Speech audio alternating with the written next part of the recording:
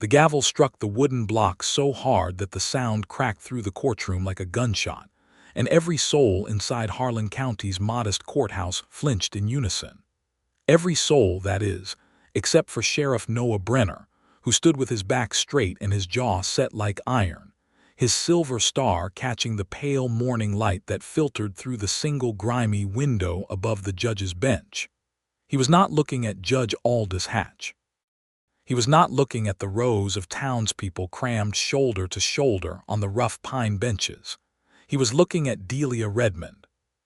She sat at the defendant's table with her hands folded in front of her, knuckles white, chin lifted in a way that told the world she would not be broken even though everything inside her was already breaking. Her dark hair was pinned back without ceremony. Her dress was plain, gray wool, worn at the elbows, because they had not let her collect her things before dragging her into custody 2 days prior. There were shadows under her eyes so deep they looked like bruises, and there was a cut at the corner of her lip from when Marshal Holt Crane's deputy had been less than gentle about escorting her down the steps of the Prescott boarding house. She was 26 years old, and she was being tried for murder. The charge was the killing of a man named Fletcher Voss, a cattle baron with more money than God and more enemies than the devil, a man whose death had been convenient for half the territory and whose death had been blamed, entirely and by design, on the one woman in Prescott who had no powerful friends, no family left alive, and no legal recourse except the mercy of a jury that had already been bought. Noah Brenner watched Delia's eyes travel across the courtroom until they found his face, and in them he saw something that cut him deeper than any blade had ever managed. He saw the thing he had been running from for the better part of 7 months. He saw trust. She trusted him, despite everything, despite the fact that the evidence against her had been arranged with the meticulous care of people who had done this before, despite the fact that Noah himself had been the one to sign the arrest warrant because the law had demanded it of him, despite the fact that she had not spoken a single word to him since that night at the jailhouse when he had slid the cell door shut and could not meet her gaze. She trusted him, and so he did the only thing he could do. He looked at her across the courtroom and said, "I will not let them win this one." The words fell into the charged air like stones dropped into a still pond, and the ripples were immediate. Marshal Holt Crane, seated on the prosecution side with his broad shoulders and his perpetual expression of satisfied certainty, turned his head toward Noah with eyes gone suddenly dangerous. Judge Hatch lowered his gavel and frowned with the practiced authority of a man who understood power arrangements better than he understood the law. Several jurors shifted in their seats. 2 of them did not move at all, which told Noah everything he needed to know about which 2 had been spoken to by the wrong people. "Sheriff Brenner," Judge Hatch said, his voice containing a warning that was barely disguised as decorum, "you are here as a witness to the investigation, not as counsel. I would remind you of that distinction." "I remember it clearly, Your Honor," Noah said, and there was nothing in his voice that could be called disrespectful and nothing in his voice that could be called yielding. Delia Redmond's fingers uncurled slightly from their knotted position. A fraction. It was barely visible. Noah saw it anyway. 7 months earlier, Prescott, Arizona Territory, had been the kind of town that existed by the grace of whoever held the most guns and the most gold, which in 1882 meant that Prescott existed by the grace of Fletcher Voss and his Continental Cattle Company. The company employed 1/3 of the working men in the county.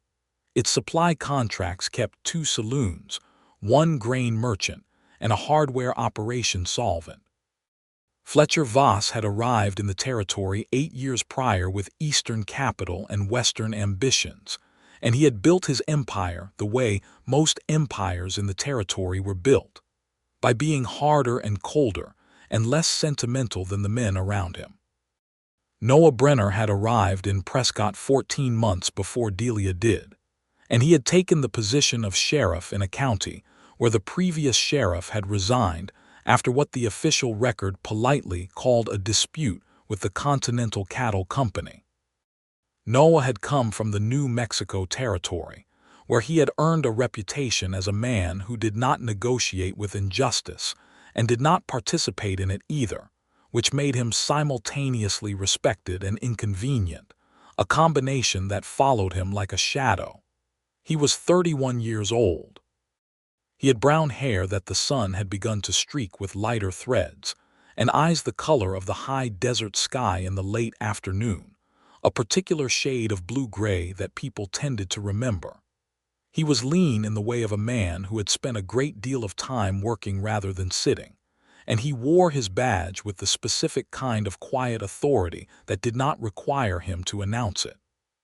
He had a scar on his left hand from a fence wire incident when he was 19, and he had another scar along his right jaw from a knife fight in Tucson 3 years prior that he preferred not to discuss. He did not drink to excess. He did not frequent the saloon's back rooms. He read when he could find books, which was harder in the Arizona territory than he preferred.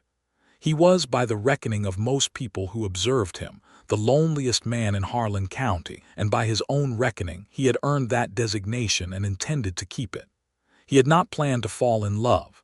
He had not planned anything of the sort. He was not, by disposition or by history, a man who fell easily into things. He was methodical. He was cautious. He had learned, through a sequence of events he kept locked behind a wall he had built with considerable effort, that opening oneself to the possibility of caring about another person was also opening oneself to the particular devastation of watching that person be taken away. He had lost his father at 14 to a fever that moved through their settlement in northern New Mexico like a biblical judgment. He had lost his younger brother at 22, shot in a territorial dispute that had been, as these things so often were, fundamentally about money pretending to be about something nobler. He had loved a woman in Albuquerque at 25, and she had married a doctor the following spring, and he had not blamed her for it because a sheriff's wage in an unstable territory was not a foundation upon which sensible people built futures. He had concluded, quietly and without melodrama, that he was the kind of man that other people pass through on their way to somewhere else, and he had made his peace with that conclusion in the same way that he made his peace with the other immovable facts of his life, by not looking at them directly and by keeping himself occupied. Then Delia Redmond had arrived on the afternoon stage from Phoenix in early September of 1881, and Noah Brenner's careful architecture of solitude had begun, without his permission, to show its first cracks. She had come to Prescott to take up a position as bookkeeper for the Harlan County Merchants Association, a collection of 7 businesses that had banded together to share the expense of administrative record-keeping, because none of them could individually afford a dedicated accountant. It was not a glamorous position, and the salary it offered was functional rather than generous, but Delia had taken it because her other options at that particular moment in her life were essentially non-existent. She had come from Kansas City, where she had been employed as a clerk for a shipping firm, until the firm's owner had made a series of suggestions about her obligations to him as an employee that she had declined to accept, and the owner had responded by ensuring that her references in Kansas City were less than useful to her going forward. She had an aunt in Phoenix who had written to her about the Prescott position, and she had packed what she owned into a single trunk and a valise, and she had gone, because when the door closes in one place you walk through whatever door is open in another, even if the open door leads somewhere as remote and unpredictable as the Arizona Territory in 1882. The first time Noah saw her, she was standing outside the stage office with her trunk at her feet and her valise in her hand, looking up at the main street of Prescott with an expression he would later be able to describe with precision. Not quite apprehension, not quite excitement, but something that lived between the two, a careful taking of stock, a weighing of circumstances without the luxury of prejudging the outcome. She wore a traveling suit in deep green that was dusty from the road, and her hair had come somewhat loose from its pins, and she did not look like a woman who had been defeated by the journey. She looked like a woman who was assessing the terms of a new challenge. He had been crossing the street on his way to the telegraph office when their eyes met, and she had nodded at him with the precise courtesy of a woman who acknowledges a stranger without inviting conversation. And he had nodded back and continued walking, and that had been the entirety of their first meeting, and it had been enough to lodge itself in some interior room of him that he had previously believed to be empty. He had learned her name from the Merchants' Association secretary, a stout and garrulous man named Harold Finch, who shared information about the association's business with the enthusiasm of someone who had been waiting for an interested audience. He had seen her a second time at the general store, where she was engaged in the specific labor of stretching a limited budget across a list of necessities, making calculations in her head with a speed and accuracy that she did not notice was visible from the outside. He had stepped back to let her finish her transaction before approaching the counter himself, and she had caught him waiting and said, without particular concern for social formality, "I apologize for taking so long. Column addition requires concentration. I'm not in a hurry," he had said. "Most men with badges tend to walk like they are," she had said, and there had been something in it that was not quite a smile but was adjacent to one, and she had picked up her parcels and left, and Noah had stood at the general store counter for a moment longer than was strictly necessary before remembering why he had come in. By October he knew her routine, which was partly a professional habit and partly something he did not examine closely. She arrived at the Merchants' Association office at 8 in the morning, Monday through Saturday. She took her noon meal at the boarding house, where she occupied a second-floor room at the back. She walked in the early evenings, usually westward, toward the edge of town where the land opened up, and you could see the mountains without the interference of buildings. She attended the Sunday services at the small Presbyterian church, not with the fervor of the deeply faithful, but with the regular attendance of someone who appreciated the community aspect and was not prepared to debate the theological ones. She was intelligent in a way that was not ornamental. She noticed things.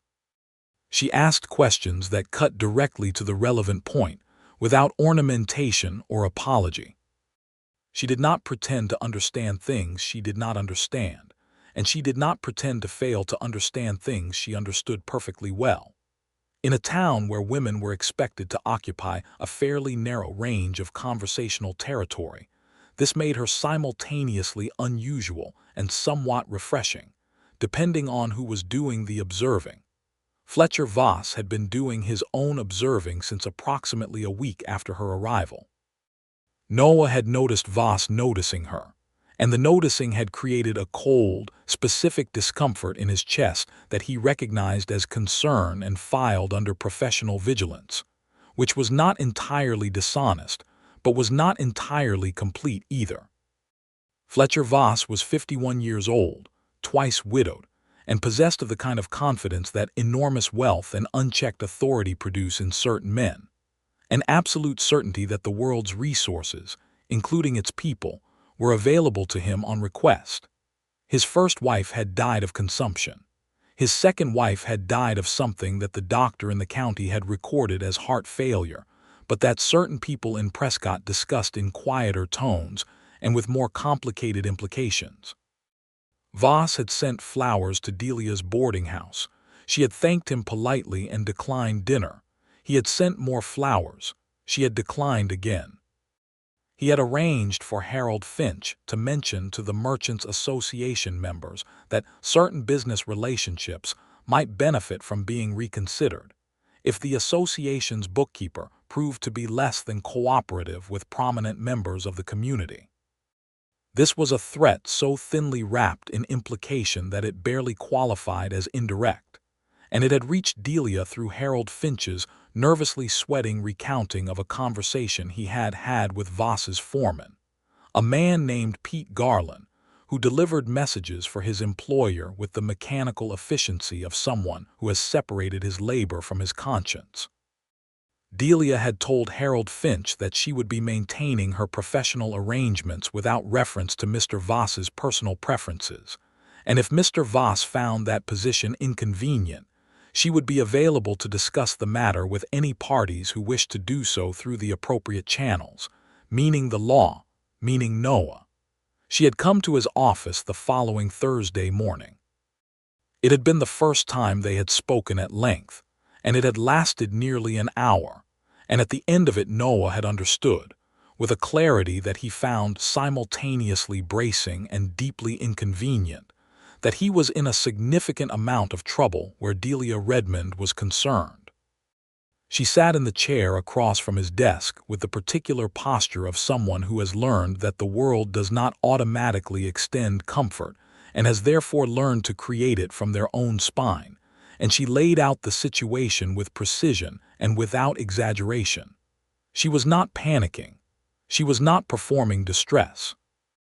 She was documenting a problem and requesting a response, and she watched him across the desk with those dark eyes that seemed to be conducting a private assessment of whether he was the kind of man who would actually do something, or the kind who would make reassuring sounds and do nothing. He told her he would speak to Voss. "Speak to him," she repeated, with a tone that was not quite skeptical but contained the seed of it. "And I will make my position on the matter clear," he said. "Which position is that? That what he's doing constitutes intimidation, and that intimidation is something I take seriously as a professional matter." She had looked at him for a moment that lasted several beats longer than conversational convention required. "All right," she said finally. "I believe you mean that. I do mean it."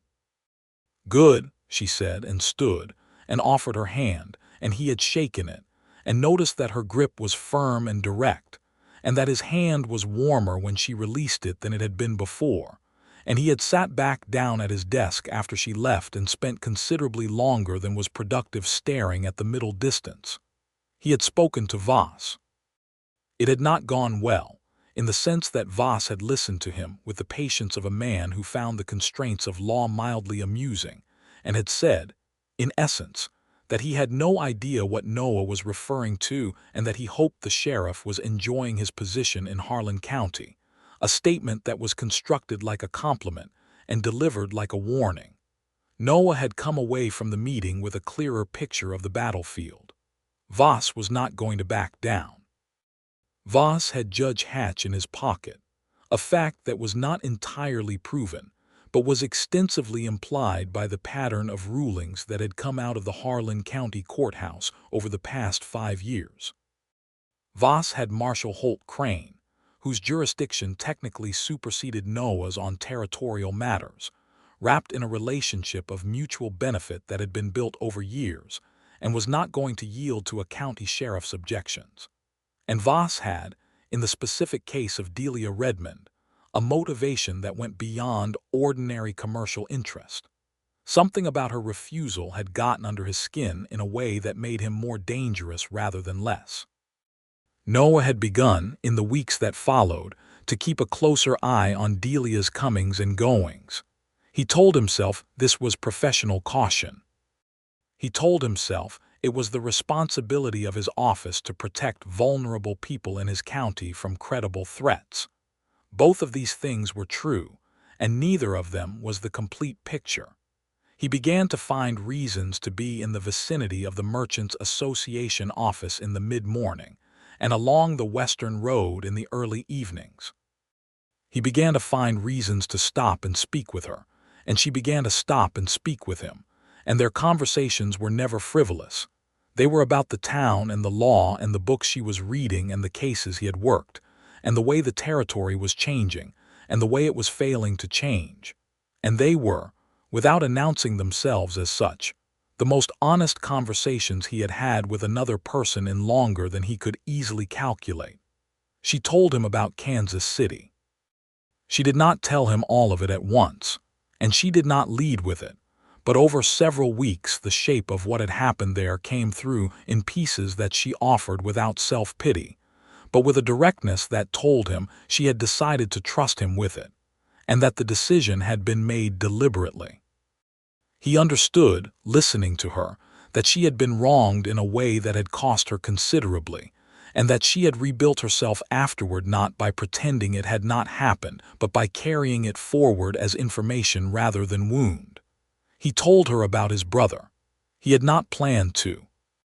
They had been walking along the western road one evening in late October, and the conversation had moved through a door he had not realized he was standing in front of until he was already through it. And he had talked about it for longer than he had talked about it with anyone since it happened. And she had listened with the specific quality of attention that meant she was actually hearing him, rather than waiting for him to finish. And when he was done, she had said nothing for a moment and then said, "I am sorry that the law did not protect him." And it was exactly the right thing to say, not because it was consoling, but because it was true, and she knew that the truth of it mattered to him more than consolation would. By November, he had accepted the fact that he was in love with her, and had immediately commenced the project of determining how to handle this information responsibly given that she was in a precarious situation. He was in a complicated position, and the risks of getting this wrong were substantial for both of them. He had not yet said anything to her directly. He had told himself there would be a better time. He had told himself that the situation with Voss needed to be resolved first, that she needed to be on stable ground, that he needed to be certain she felt safe rather than obligated, that the difference between a woman who is grateful and a woman who is interested was an important distinction that he was not willing to blur. What he had not told himself, because he had not seen it coming, was that events would arrange themselves to remove the option of a better time entirely. Fletcher Voss had been found dead in his study on the morning of November the 14th, 1881, shot through the chest with a single bullet from a Colt revolver, the window behind his desk standing open to the cold desert night. His housekeeper had found him at 6 in the morning when she arrived to light the morning fires. The shot had apparently been fired sometime between 10 and midnight, based on the housekeeper's account of when she had last seen him alive, and the doctor's preliminary assessment of the condition of the body. The investigation that followed had moved with a speed that Noah recognized immediately as deliberate. Within 6 hours, Marshal Holt Crane had arrived from Tucson, which was a 4-hour ride, and implied that someone had sent for him before the body was even cold. Within 8 hours, Pete Garland had presented himself at Noah's office with a statement that he had seen Delia Redmond walking past the Voss property at approximately 9:30 the previous evening, which placed her in the vicinity of the murder during the estimated time of death. Noah had interviewed Garland for 45 minutes and had come away convinced the man was lying, or at best recounting a version of events that had been shaped for him by someone with a specific purpose. Garland's statement was too clean. The details he provided were too precise, times down to the half hour, a description of Delia's clothing that matched exactly what she had been wearing the day before, which suggested either an extraordinary memory or advanced preparation. Garland's eyes had moved in a specific way when Noah pressed on the particulars that Noah had learned, over years of interviewing people, was the eye movement of someone constructing rather than recalling. But Crane had taken the statement as foundation and had built from it rapidly. A search of Delia's room at the boarding house had produced, from beneath the floorboards of her wardrobe, a Colt revolver that matched the caliber of the bullet recovered from Voss's body. Delia had stated, when shown the weapon, that it was not hers and that she had never seen it before in her life, and she had stated this with a steadiness that Noah found completely credible and that Crane had found, or claimed to find, entirely unconvincing. Noah had gone to Crane immediately and told him that the discovery of the weapon was too convenient, that the placement beneath the floorboards was the kind of placement that suggested hiding by someone other than the alleged possessor, that the entire evidentiary chain was moving in a direction that suggested construction rather than discovery.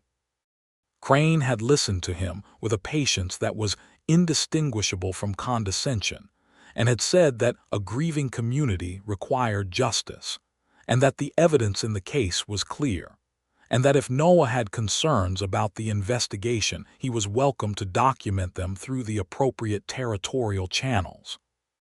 The appropriate territorial channels, Noah knew, ran through the same office as Crane's authority, which meant they were not appropriate, and they were not a channel so much as a wall. The arrest warrant had come through Judge Hatch's office within 24 hours. Noah had been required to serve it.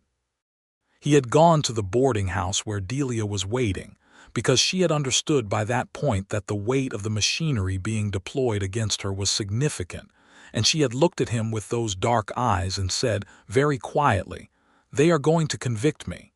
"No," he had said. "Noah."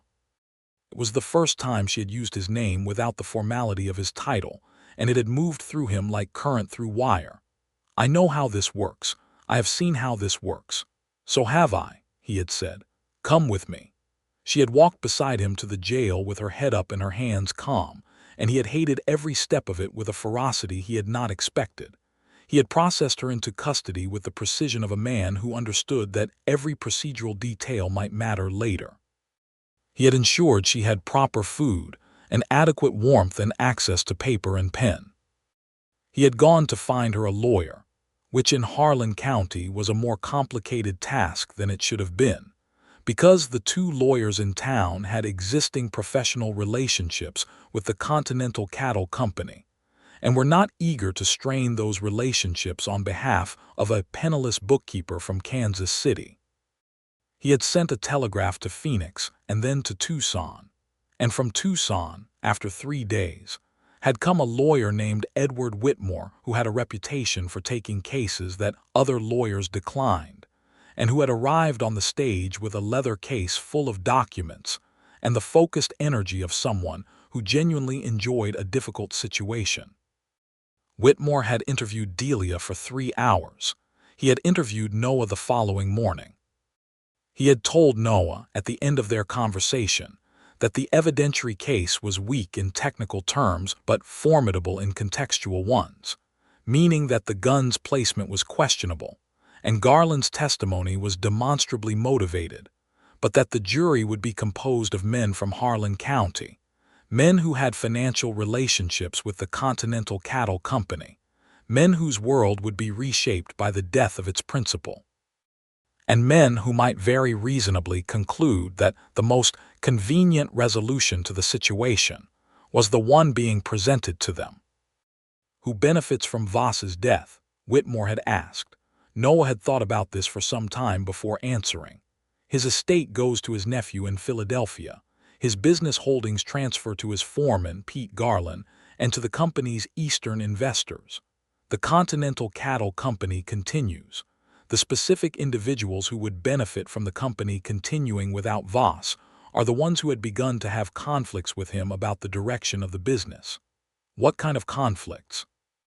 "Voss had been pushing for expansion that his Eastern investors found risky. There was correspondence about it. I saw some of it during the investigation, before Crane locked down the evidence." "Do you remember what you read?" "Well enough," Noah had said. This was the thread he had been pulling for the 6 weeks between the arrest and the trial, while managing the rest of his duties as county sheriff, while visiting Delia every day at the jail, while building the case that no one with authority was interested in helping him build. He had written to Phoenix. He had written to Santa Fe. He had documented everything with the methodical persistence of a man who understood that the record he was creating might be the only record that mattered. He had not slept more than 4 hours in a night in the past month, and he was thinner than he had been in the autumn, and his eyes were the eyes of someone who has been in a fight for long enough that rest has become a theoretical concept. And Delia in her cell had watched him come and go and had said at the end of the 4th week, "You need to eat something that is not jerked beef and whatever they are selling at that counter in the saloon." "I am fine," he had said. "You are not fine. You look like a man who is running on conviction and coffee and not much else." "That's a reasonable description," he had said. "Noah." She was sitting on the edge of her cot with her hands folded in her lap, and the late afternoon light coming through the small barred window and falling across her face, and she looked at him with an expression that contained something he was still working up to naming. "Whatever happens in that courtroom, I want you to know that what you have done for me is the most considerable kindness anyone has offered me in a very long time." He had looked at her through the bars and felt the inadequacy of everything he could say in response. "It is not kindness," he had finally said. She had waited. "It is what should have been done. It is what the law is supposed to do, and it is," he had stopped. "And it is," she had prompted, quiet, not pushing, just holding the space for him. "It is what I needed to do," he had said, "because I cannot imagine the alternative." She had held his gaze for a long moment, and then she had said, "Neither can I." It had not been a declaration. It had been something more careful and more true than a declaration, an admission of a mutual understanding that both of them were still carrying with both hands, because setting it down required a stability they did not yet have. He had not set it down. He had carried it into the courtroom on the morning of the trial, along with his star and his documentation, and his absolute inflexibility about the outcome.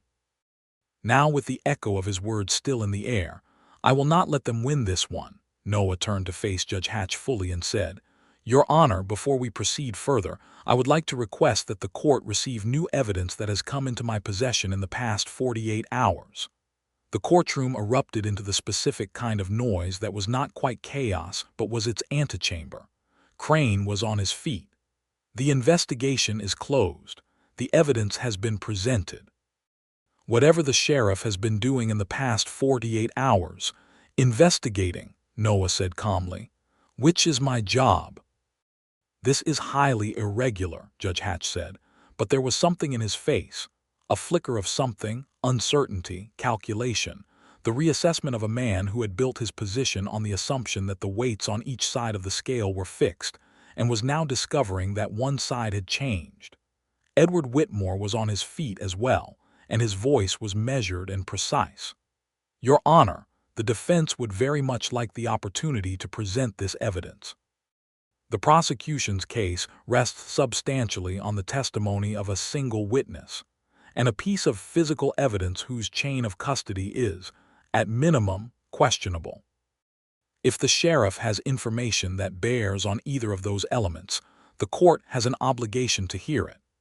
Hatch deliberated. He deliberated with the visible internal conflict of a man who understood that he was being watched, and that the watching had consequences on multiple sides. Whatever had been arranged before the trial was colliding with the specific inconvenience of a record that other people could read. "The court will hear the evidence," Hatch said finally, with the reluctance of a man swallowing something unpleasant. Sheriff Brenner approached. Noah approached the bench and placed before the judge a collection of documents that he had assembled with the care of someone who understood they would need to hold up to scrutiny. The most significant of these was a letter, obtained through a contact in Tucson who had connections to the Continental Cattle Company's Eastern partners. A letter written by Pete Garland to one of those partners in the week before Voss's death, in which Garland outlined a plan to remove Voss from the operational control of the company by whatever means were available, and in which he identified Delia Redmond, by name, as a person in the vicinity whose presence could be made useful if necessary.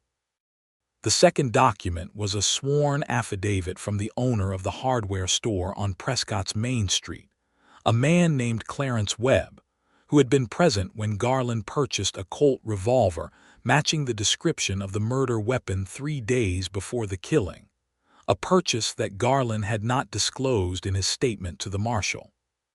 The third document was the result of Noah's telegraph correspondence with the sheriff's office in Kansas City, confirming that Delia Redmond had never been in possession of a registered firearm in that city and had no history with firearms at all, which was circumstantial but contributed to the picture. The fourth document, and this was the one that Noah placed last, was a statement from a woman named Rosa Delgado, who had been employed as a laundress for the Voss household and who had witnessed, on the evening of the murder, Pete Garland entering the Voss property through the back gate at approximately 10:15, not Delia Redmond walking past the front of the property at 9:30. Rosa Delgado had not come forward initially because Garland had come to her the following morning and told her, with the specificity of someone who knows how to deliver a threat that sounds like concern, that it would not be healthy for her or her family to involve themselves in matters that did not concern them.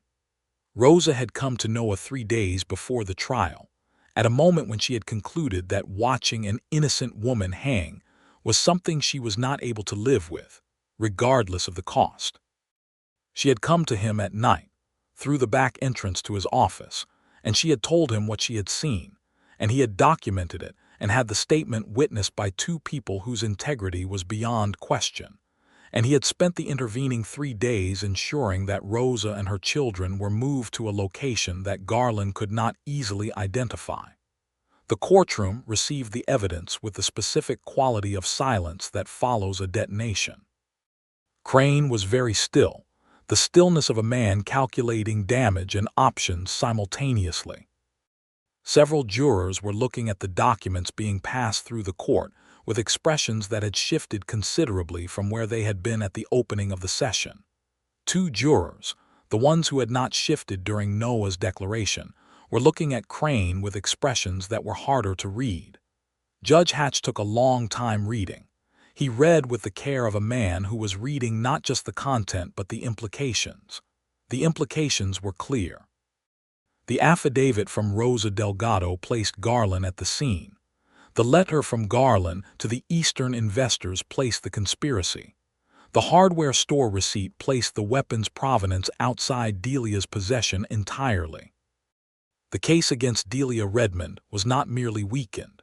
It was the framework of a manufactured trap, and the manufacturing had been done by the man who had served as the prosecution's primary witness.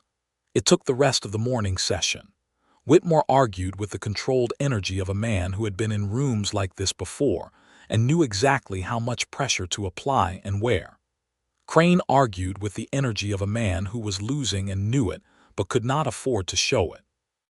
Noah sat in the witness seat and answered every question put to him, with the steady precision of someone who had spent 6 weeks building a structure that was designed to hold under exactly this kind of examination. Delia sat at the defendant's table and did not look away from what was happening. She had the specific kind of courage that does not announce itself, the courage of a person who is afraid and who remains present anyway, who does not close their eyes or look for an escape from the reality of the moment. Noah was aware of her at every point in the room, the way you become aware of something that has reorganized your understanding of where north is. The judge called a recess at midday that lasted 3 hours. During those 3 hours, Noah did not know and could not know what was happening in Hatch's chambers, and the not knowing was a specific kind of weight that he carried through the noon meal he barely tasted, and the conversation with Whitmore that they conducted in low voices in the hallway outside the courtroom. "It should be enough," Whitmore said. "Should be as doing a lot of work in that sentence," Noah said. "It's a structurally sound case." The Garland letter alone is significant. Combined with Rosa Delgado's testimony and the hardware store record, the prosecution's evidentiary foundation is gone. Whitmore considered. The question is whether Hatch has more to lose from a wrongful conviction that gets appealed to the territorial court, or from a dismissal that implies the whole case was arranged. He has more to lose from the appeal, Noah said, because an appeal creates a record that goes to Santa Fe, and what's in that record is worse for him than a dismissal here. "That's my reading as well," Whitmore said. When the court reconvened, Judge Hatch entered with the expression of a man who has made a calculation and is proceeding with it. He sat. He arranged his papers. He looked at the courtroom with the careful neutrality of someone who has decided to protect himself by doing the right thing, which is a morally complicated position, but is, ultimately, still doing the right thing. He spoke for 8 minutes. He outlined the new evidence. He outlined the questions it raised about the prosecution's case. He outlined the specific implications of the Garland letter and the Delgado affidavit. He used the word insufficient to describe the evidence against the defendant, and then he used the word manufactured. And the courtroom went very quiet indeed, and Crane's face went through several expressions in rapid succession before settling on something that was trying to be neutral and not quite managing it. All charges against Delia Redmond were dismissed. The sound that followed was not quite celebration. It was something more complicated than celebration. The sound of a room full of people recalibrating simultaneously, understanding that the thing they had been presented as settled was not settled, that the machinery they had watched moving was moving in service of a different purpose than they had been told, that the woman who had sat at the defendant's table for 3 hours that morning had been placed there by design. Pete Garland was arrested before he could leave the building. 2 of Noah's deputies, positioned at both exits since early morning, had been waiting for this. Garland went quietly, which was interesting. The quietness of a man who had known this might be coming and had accepted the possibility. He would be held for trial on charges of murder and conspiracy, and those charges would not go before Judge Hatch, because Noah had already made the telegraph contact necessary to bring in a circuit judge from the territorial court. Delia stood at the defendant's table while Whitmore gathered his papers, and she stood with the stillness of someone to whom something enormous has just happened, and who is still in the process of registering it as real. Noah crossed the courtroom toward her, through the noise and the movement and the 100 small dramas of a moment that had shifted everything, and he stopped when he was close enough to see her clearly. Her eyes were bright, not with tears exactly, or not only with tears, but with the specific brightness of someone who has been holding themselves very tightly for a very long time and has just received permission to release that grip. "It's over," he said. She looked at him, and then she said, "You knew it would be." "I believed it would be," he said. "There's a difference." "Is there?" "I have learned not to promise what I cannot guarantee," he said, "but I promised you anyway." She reached out and put her hand on his arm, not the handshake of a professional acquaintance, but something warmer and more specific, her hand against his forearm just above the wrist, and she said, "Yes, you did." He looked at her hand on his arm and then at her face, and he said, with the directness of a man who has been waiting long enough, "When you are ready, when all of this has had time to settle, I would like to have a conversation with you that is not about legal strategy."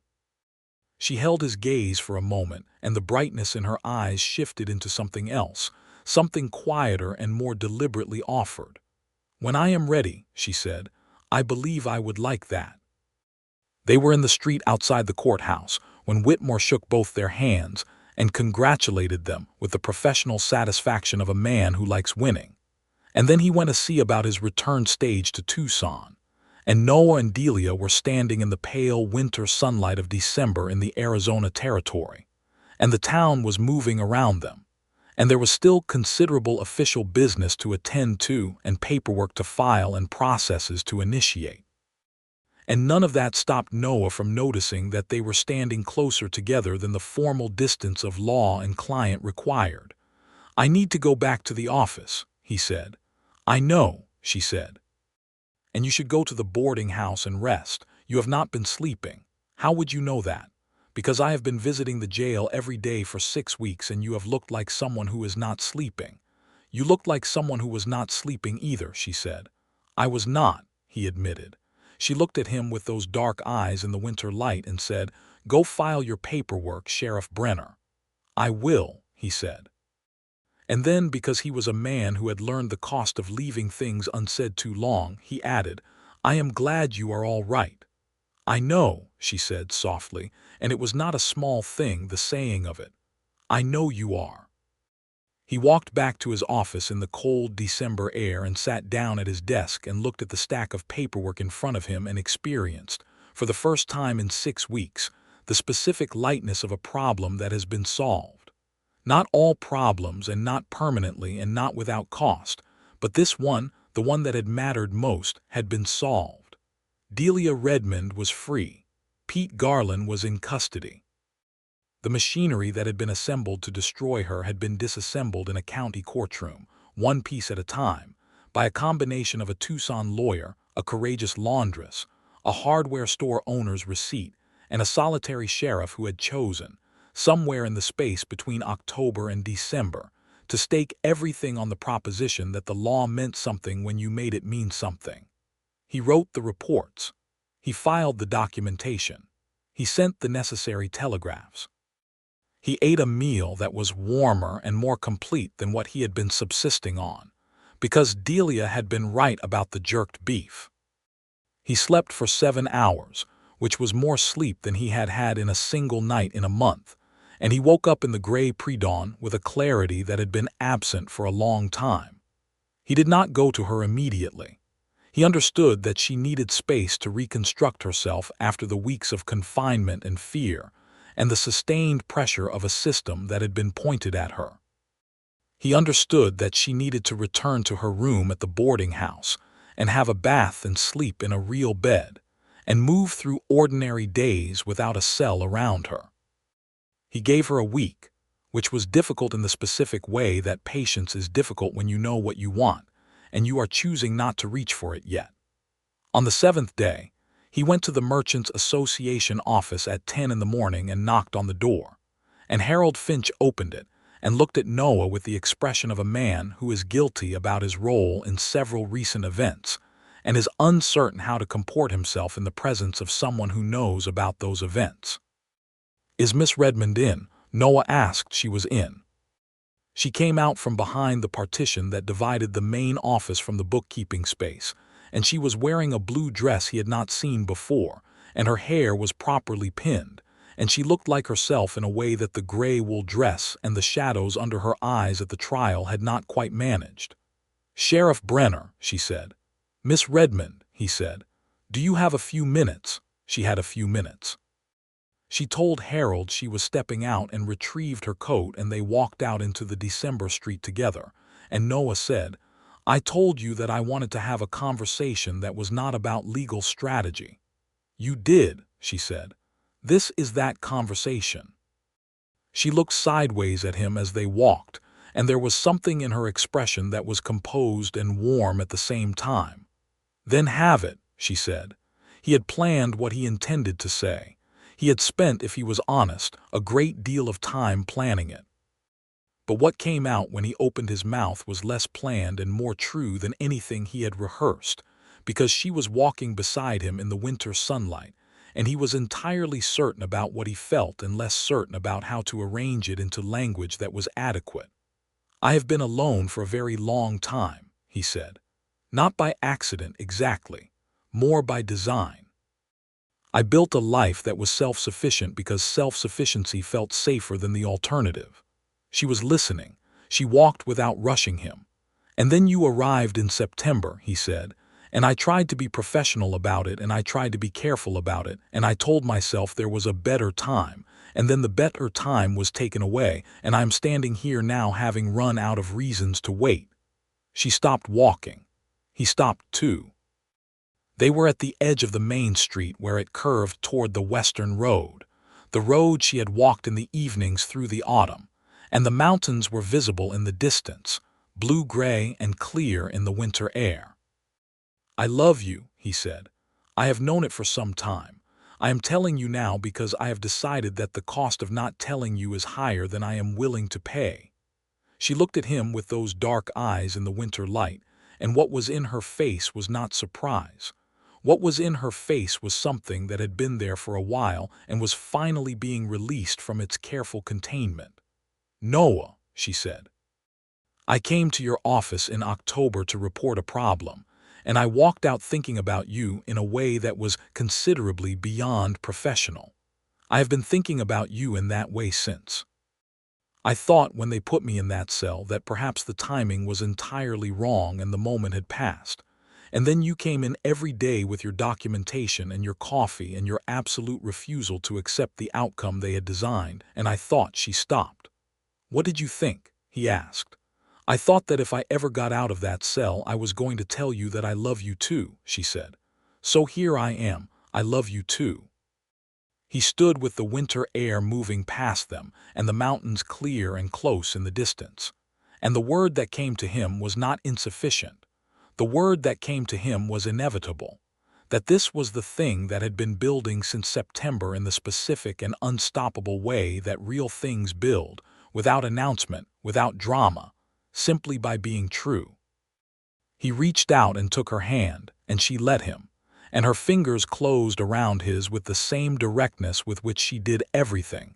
No performance of reluctance, no theatrical hesitation, just the straightforward claiming of something that was real. They stood there for a moment in the winter quiet, hands joined, the mountains ahead of them, the town behind, and then she said, with a quality in her voice that was new and warm and entirely Delia, "You should probably ask me to dinner before this gets any more dramatic." He laughed.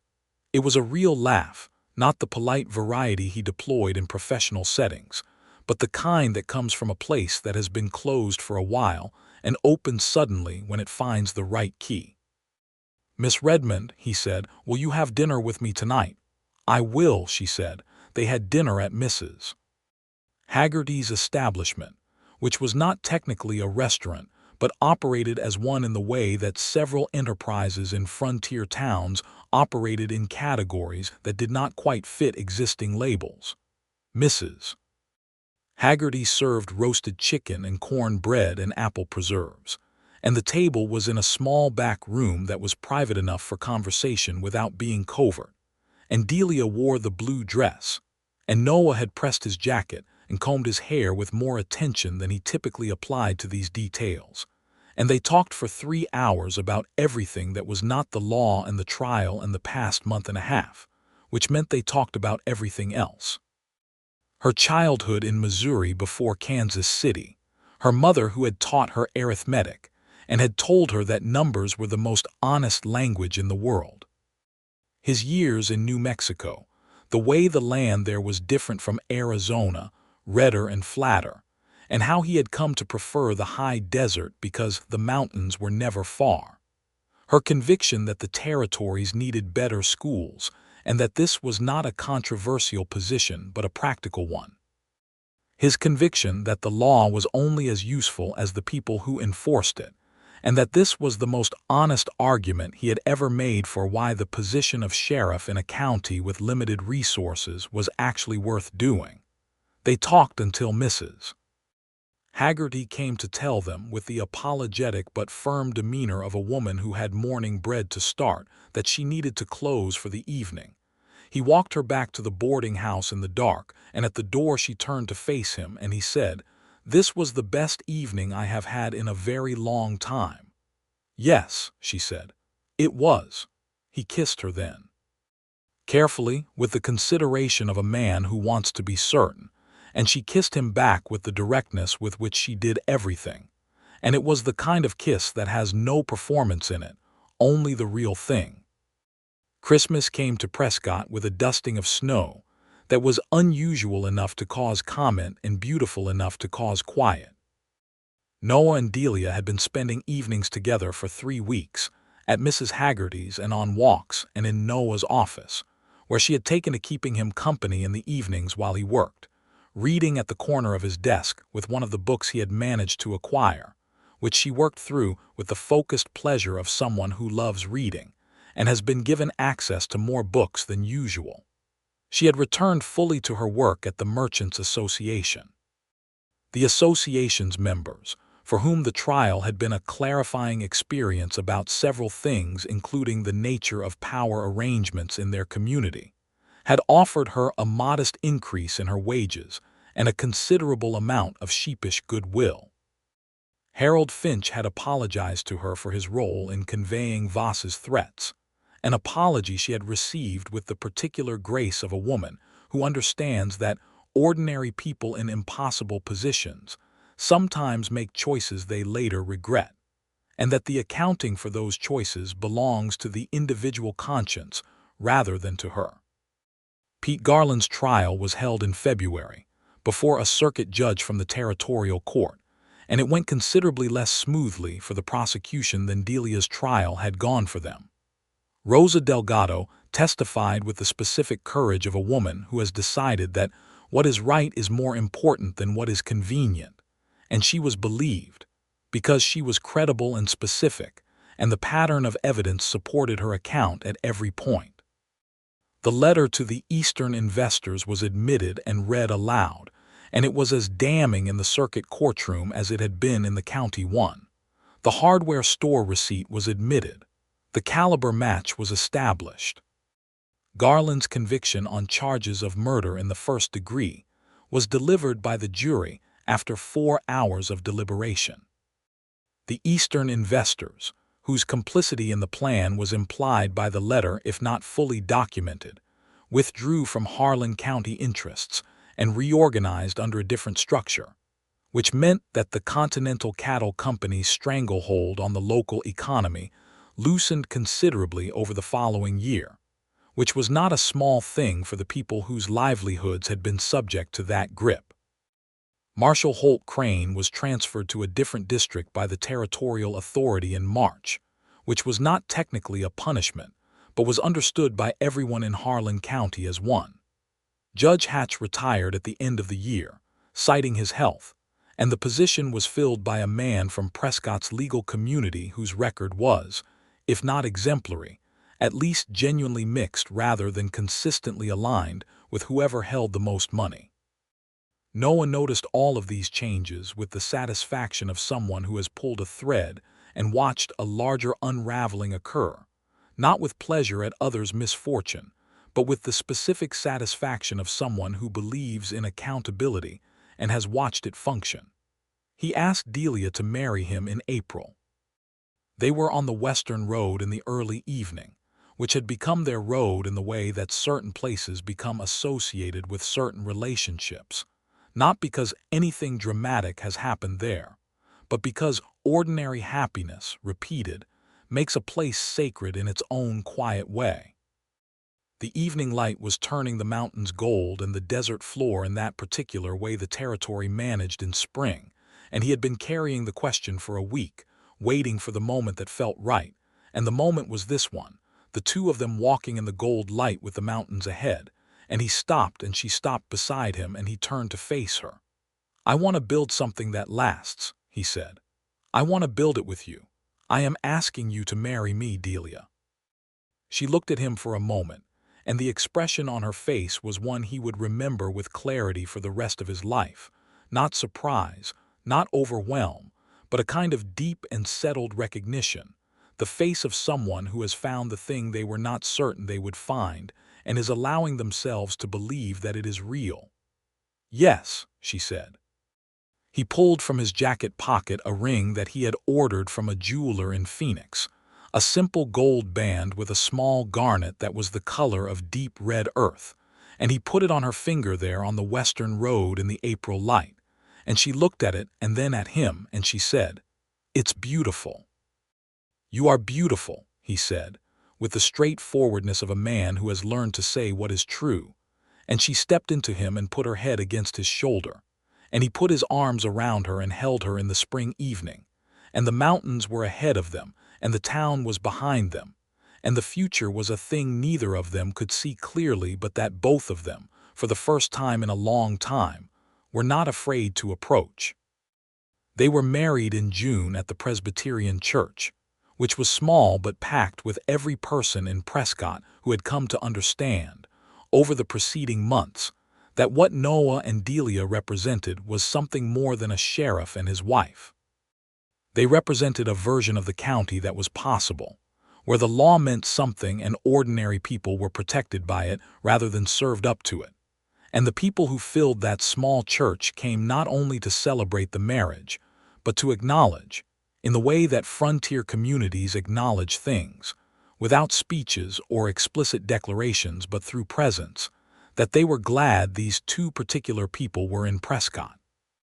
Whitmore came up from Tucson for the ceremony and gave a toast at the gathering afterward that was equal parts legal analysis and genuine warmth, and Mrs. Haggerty provided the food, and Harold Finch wept openly, which everyone pretended not to notice because Harold was Harold. Rosa Delgado was there with her children, and Delia embraced her for a long time, and Rosa said something quietly into Delia's ear that made Delia pull back and look at her with bright eyes and nod.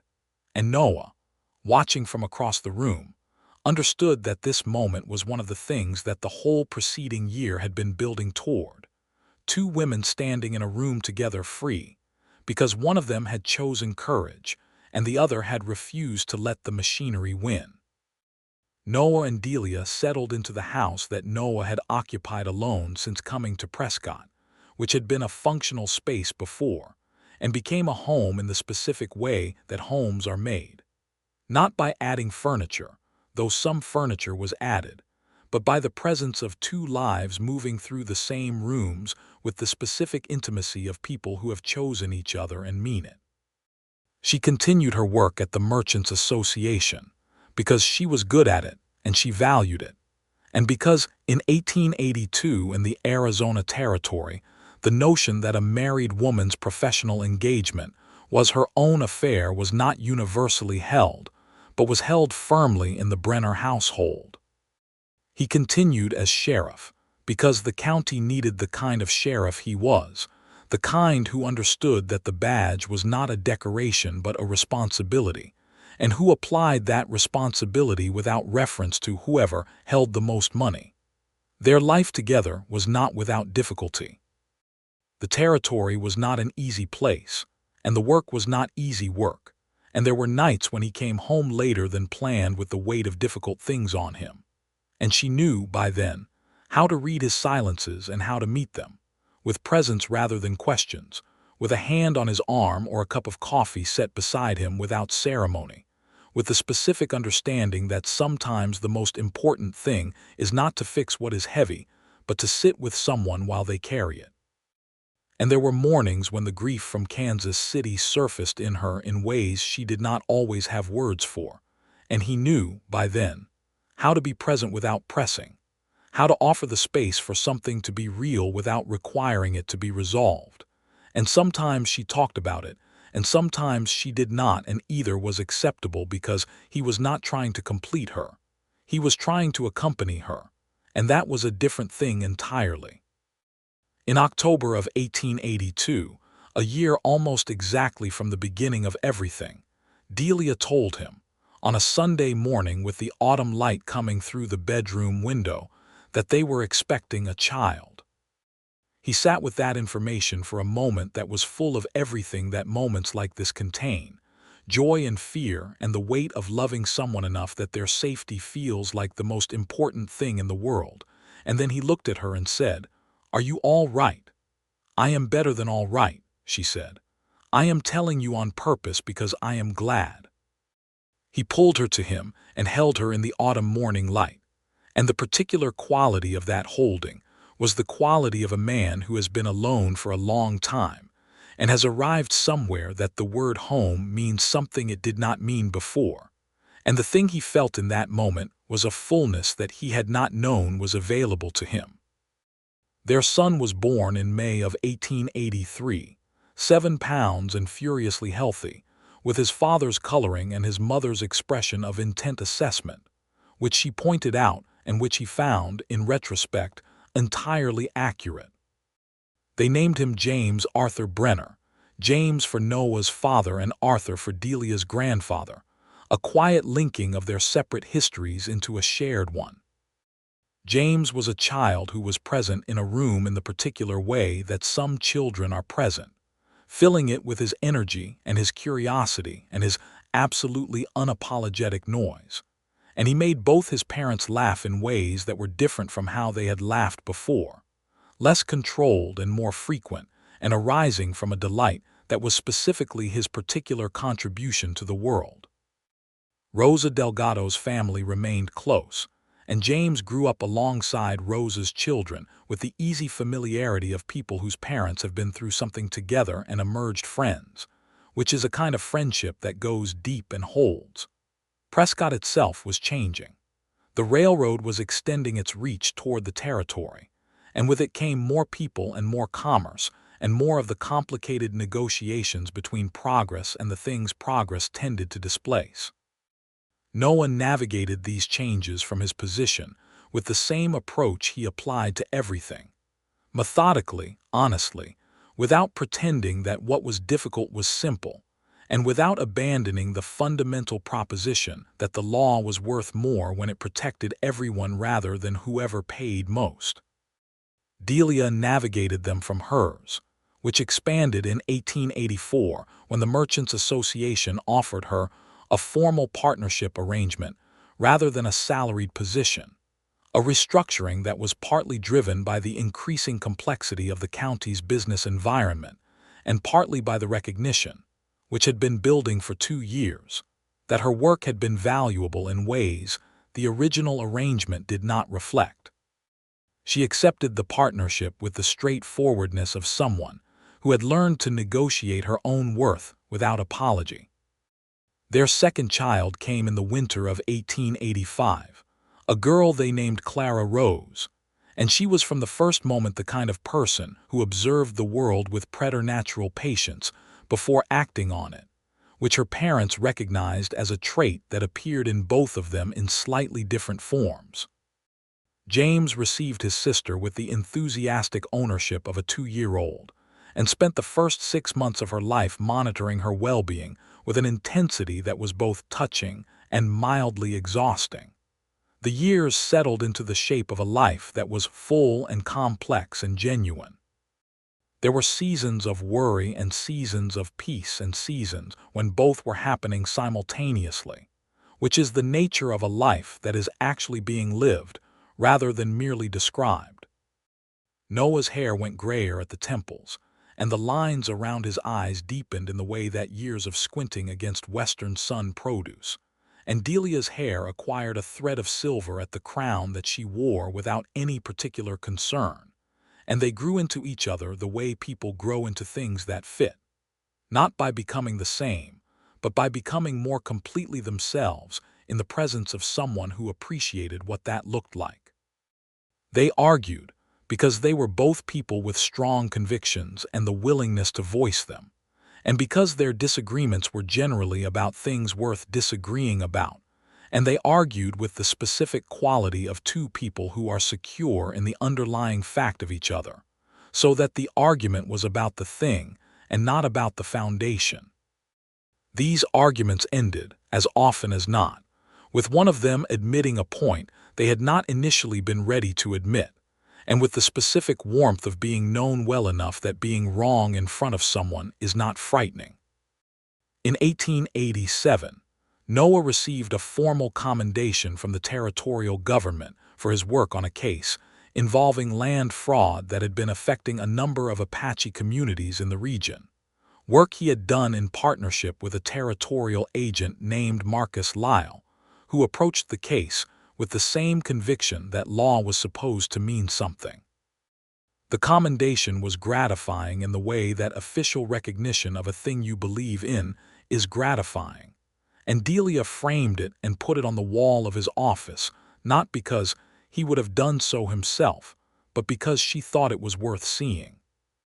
That same year, James started at the school that Delia had advocated for since she arrived in Prescott, the school that had finally been properly established with a trained teacher, and a building that was not also being used for 3 other purposes. He went with the enthusiasm of a child who has been surrounded by reading adults his whole life, and has concluded that reading is simply what people do, and he came home in the evenings with questions that filled the dinner table conversation until Clara, from her seat, began producing her own questions, which were different in nature from her brother's, but no less compelling. Noah watched his family at the dinner table on the evening after James's first week of school and experienced a sensation that he had no adequate word for, something beyond contentment, beyond happiness in the ordinary sense, something that was more like the recognition of having arrived at a place that you did not know was possible, and that is more real than you expected possible things to be. He looked at Delia across the table and she looked back at him, and in the looking was everything that the previous 6 years had built between them: the trial and the cell and the courtroom and the winter road and the April evening and the June ceremony and the October morning, and the 2 children who were currently arguing about whether a caterpillar could be described as a slow worm, which it could not. James was very clear about this. What? Delia said softly, because he was looking at her with an expression she had learned to read and liked seeing. "Nothing," he said. "Everything." She reached across the table and put her hand over his, briefly. The small gesture that means everything in a life shared long enough to make small gestures carry full weight. The spring of 1888 brought a third child, a boy they named Thomas, who arrived with the disposition of someone who has decided that the world is fundamentally interesting and intends to engage with all of it as quickly as possible, and who was walking at 10 months in the specific way that makes parents simultaneously proud and alarmed. Thomas learned to say his sister's name before his brother's, which Clara received with satisfaction and James received with the dignified complaint of a firstborn who is used to setting the terms. Noah hired a deputy in 1888, a young man of 23 named Sam Waverly, who was serious-minded and principled, and reminded Noah of what he himself had been at that age, before the years had added their specific weight. He mentored Sam with the patience and directness that he had come to understand was the most useful form of mentorship, not performing authority but demonstrating what it looked like to apply it honestly, and letting the young man develop his own application of the same principles. Delia's partnership in the Merchants Association had, by 1889, evolved into something that functioned as effectively the county's first formal accounting firm, serving businesses not just in Prescott but in several surrounding communities, a development that had grown from the original 7-business arrangement through simple accumulation. She was excellent at her work, she was honest, and her word meant something, and in a territory where financial misrepresentation was sufficiently common that honest practice was distinctive, these qualities produced professional growth that she had not entirely planned but that fit her. She hired a bookkeeping assistant in 1889, a young woman named Maria Santos who had come from Tucson, with a facility for numbers and a determination that Delia recognized immediately and was inclined to support on sight. She taught Maria the same way Noah taught Sam, not by withholding but by sharing, because the building of capacity in other people does not diminish your own. In 1889, Arizona Territory was moving toward statehood, which was a subject of extensive discussion in every establishment in Prescott and in the Brenner household with particular frequency. Statehood meant changes to the legal and administrative structure that would affect Noah's position and the positions of every county official, and it meant new protections that would be written into a state constitution, and it meant the formalization of certain rights and certain accountabilities. And it was a conversation that was never simple because nothing about the territory's path to statehood was simple.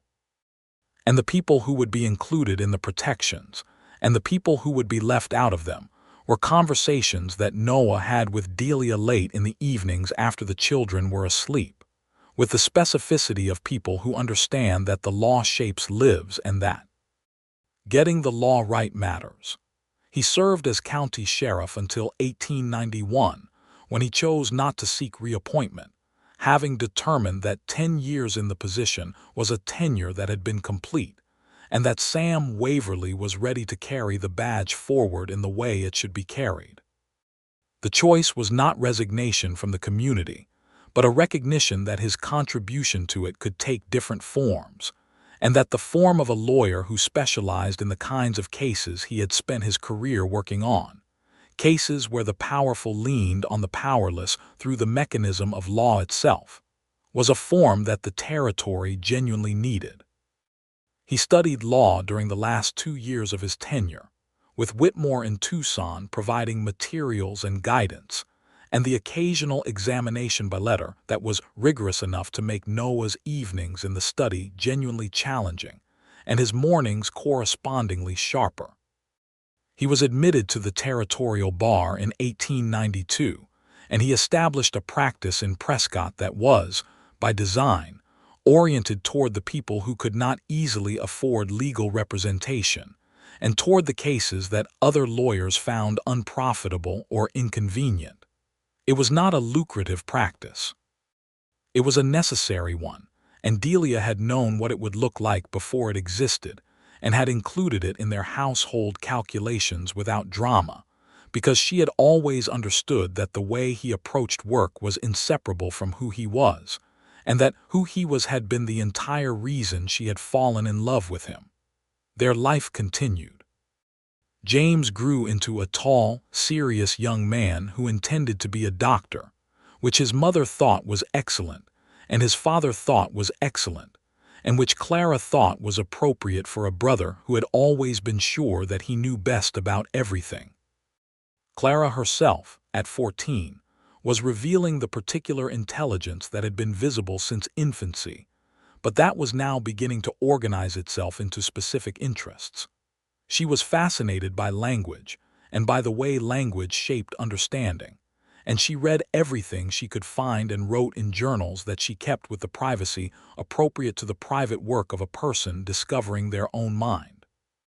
Thomas, at 9, was the child who kept everyone honest about the difference between the world as planned and the world as it actually unfolded, and who provided a constant source of the kind of chaos that is inseparable from a fully lived childhood. He had his father's directness and his mother's precision, and his own specific brand of creative problem-solving that produced results that were sometimes remarkable and frequently at odds with household order. On a November evening in 1893, Noah and Delia sat on the porch of their house in the growing dark, in the chairs they had placed there for exactly this purpose, side by side with the mountains visible in the distance and the lights of Prescott beginning to appear in the dusk. It was 12 years, almost exactly, since Delia had arrived on the afternoon stage with her trunk and her valise. It was 11 years since the trial. It was 12 years since he had first looked at her across the general store counter, and she had made a dry observation about badges and urgency that he had carried with him through everything that came after. He had a glass of apple cider, and she had one too, and the evening was cool enough to make sitting outside a choice rather than a necessity, which is the best kind of sitting outside. James was at his studies inside. Clara was reading in her room. Thomas had been sent to bed 20 minutes prior and was almost certainly not yet asleep. 12 years, Delia said. Almost, he said. Do you remember what you said to me in the courtroom? He looked sideways at her. I remember everything about that day. You said it so quietly, she said, but it was loud enough for the whole room to hear. I meant it to be. I know. She was quiet for a moment in the comfortable way she was quiet when she was thinking through something rather than holding it back. I have thought about it often, what you risked. The whole situation was a trap and you walked into the part of the trap that was designed to stop you and you did not stop. I could not, he said simply. No, she said. You could not, because that is who you are. He looked at her in the fading light, his wife of 11 years, the woman who had arrived in September with a trunk and a valise and had reorganized everything in him that had been arranged around the assumption of solitude. And that is who you are, he said, someone who makes it worth being. She looked at him for a moment. That's the most romantic thing you have said since the day you proposed. I thought I was fairly consistent in the romantic department, he said. You are consistent, she allowed. You say exactly what you mean, exactly when you mean it, and not a word more, which is its own kind of romance when what you mean is the right thing. He reached over and took her hand as he had taken it on the Western Road 12 years before, and she let him as she had let him then with the same directness and without performance. What are you thinking? She asked. That I am glad, he said, for all of it, including the hard parts. Even the trial, he considered. The trial I would remove if I could because of what it cost you. But what came from it, Rose's courage, Garland's conviction, the fact that the machinery did not win, I would not trade that.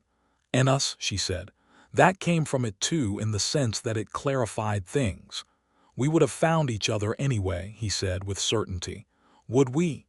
Yes, he said.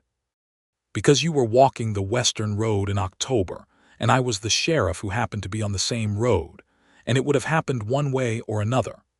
She laughed, softly, in the darkness, and it was the laugh he had been hearing for 11 years, and that still had the specific quality that his own had discovered in December of 1881. The laugh of someone who has found the right key to the right room and keeps finding it every time. Inside, Thomas could be heard descending the stairs with the particular footfall of a child who believes that stealth is achieved through confidence rather than quiet. And Clara's voice could be heard redirecting him back to his room with the authority of an older sister who has had considerable practice. And James's voice could be heard asking both of them to be quiet because he was trying to work. And the sound of it, the specific beautiful noise of a house that is full, was the sound that 12 years of everything had built. Noah Brenner, who had once been the loneliest man in Harlan County, sat on his porch with his wife's hand in his and the mountains ahead of him and his children's voices filling the house behind him, and he was not lonely. He had not been lonely for a very long time. And the thing that had broken open the architecture of his solitude was not an event or a decision, but a woman who had walked into his general store and said that column addition required concentration, and who had never stopped, not in 12 years, not in trials and winters and children and cases and everything in between, not in the ordinary evenings on the Western Road and the extraordinary moments in courtrooms and the 10,000 small moments in between. Never stopped being exactly, completely, entirely herself. That, he thought, was the greatest love a person could be offered, not to be transformed but to be accompanied exactly as you are by someone who chose you on purpose and keeps choosing you. "You are thinking again," Delia said. "I am always thinking," he said. "I know," she said. "You have that look." "What look?" "The one where you are constructing something in your head and deciding whether to say it." He turned to look at her full in the face in the last of the evening light. "I was thinking," he said, "that I love you more than I knew how to love anyone when you arrived." She held his gaze, and the softness in her face was the softness of someone who has been loved well and knows it. "I know," she said, and then, with the tone that was uniquely hers, precise and warm and entirely direct, "I was thinking the same thing." Thomas's footfall on the stairs was audible again. Clara's redirection was firmer this time. James had apparently given up on silence and was now participating in the argument, which had escalated to include the question of who had eaten the last of the corn bread, which was apparently Thomas, which was not surprising. Noah and Delia looked at each other in the darkness of the porch, and both of them, simultaneously, started laughing. The mountains were dark ahead of them, and the house was full behind them, and the night was cool and clear, and they sat there together in the good dark, hands linked, and let the evening be exactly what it was, ordinary and irreplaceable and entirely theirs.